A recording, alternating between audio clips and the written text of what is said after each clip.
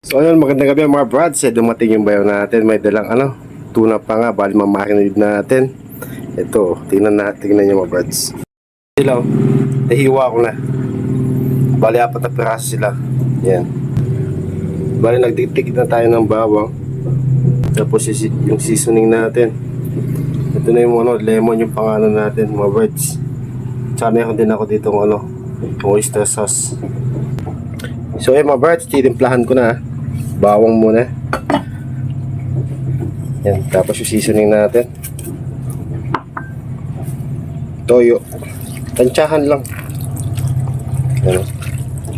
Tansya. Tapos yung oyster natin. Barbecue.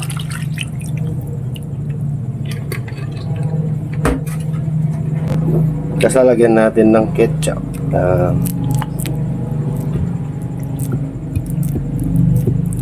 Yan, tansyahan lang yan. Tansyahan ito lang yung gamit ni Brad sa pagluluto. Yan. Huwag mo marinate pala.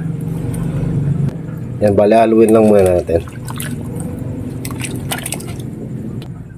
Lagyan ko rin ng konting asukal.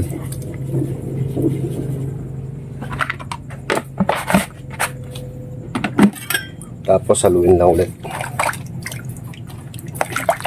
Parang mas maganda yata, kakamayin ko na.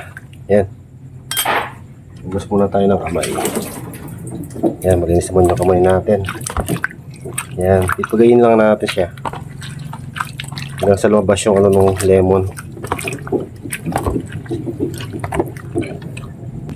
So yan, after nun mga birds, yan lang natin sa didip. Yan. Yan. Dip muna natin sila lahat. Bali mga brads, goods na sila. Yan, ganito lang yan. Yung mamakinid lang natin ng 24 hours. Yan, pwede nang ihawin. Pero ito, ihawin namin to sa linggo. Yan, pampulutan.